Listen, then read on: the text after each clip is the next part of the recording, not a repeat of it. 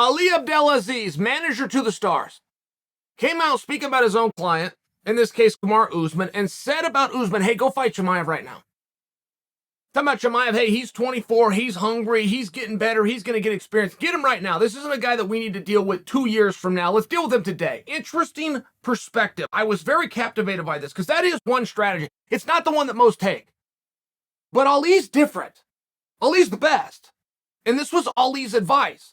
Now, Usman can't just go out and get the fight. I mean, just by example. If he got offered it, would he accept it? Does it make more sense to take it now than it does in 2024? I think that's very interesting perspective because I think Ali's right. Right, there's a major tipping point in fighting. And it's not about matches and or experience. It's about wins and or losses. It's about your age. It has to do with motivation. There is a time in your career you will be motivated. You will look forward to 3 o'clock every day because that's practice. You will look forward to getting exhausted. You will look forward to learning new strategies and techniques. There's another point in your career doing the exact same thing that becomes a job. Instead of operating on motivation, you have to operate on discipline. Here's what I need to do to be successful. Here's the result I want. Here's the things that I know need to be done. Here's the bricks that need to be stacked. Okay, fine. But you are more dangerous in your motivated years. That's true. Motivated isn't a word that Ali used, but I think it's what he meant.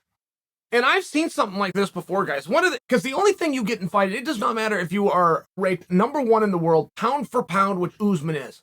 There's only like 6 guys in the history of Earth that get to say that.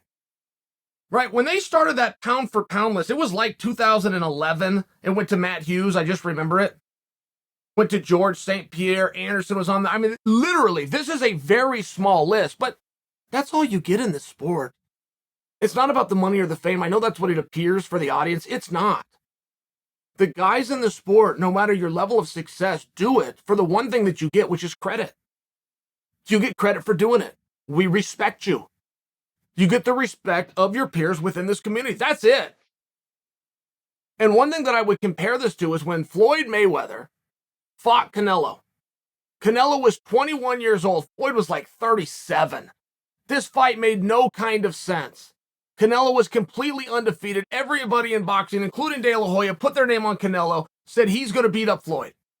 People were advising Floyd not to do the fight. This was a very easy night for Floyd. It was 12 rounds. Floyd won 10 of them. I don't know what the crooks in Nevada said. I can't remember. Floyd won 10 rounds. Floyd lost 2 rounds. It was absolutely dominant. And not only did he outbox the younger Canelo, Floyd outspeeded him. He outconditioned him. He outpaced him. Everything that you could possibly display, he outworked him. Everything that should go against the older fighter. You know nothing else. You just know one guy's on the backside of 30 and one guy's 21 and just got into a bar. Floyd beat him so easily. I've never heard this done. Not in boxing. Never. Canelo was too young. I have never heard those words spoken in the history of the sport of combat to justify a loss. That the guy who lost was too young. It has never been said, and they did it to Floyd. And there's people that now say, oh, Canelo's the best, and Canelo's the best ever.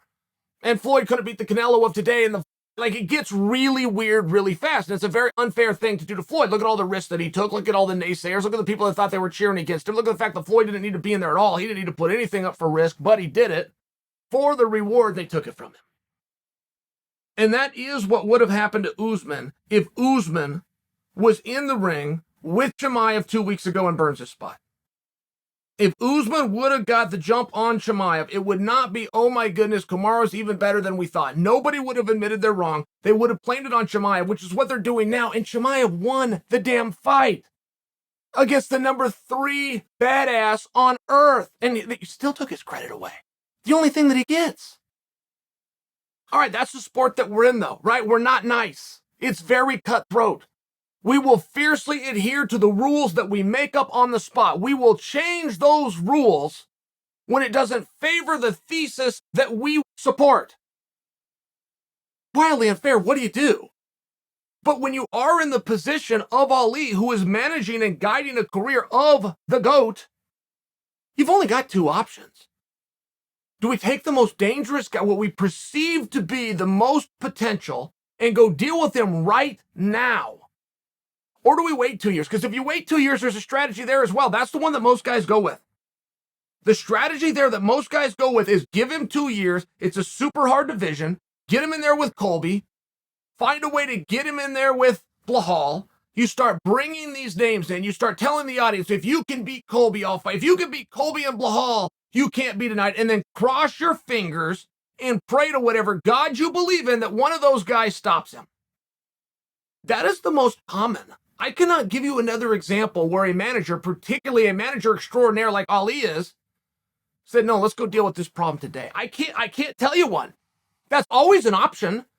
I've never seen it taken. I've always seen the latter. Put something really hard in this guy. I've been in that spot. I was trying to get back to Anderson Silva, and he was giving me resistance. And we'll go deal with this guy and go deal with this guy. Now, he wasn't saying I'm going to reward you if you get through him.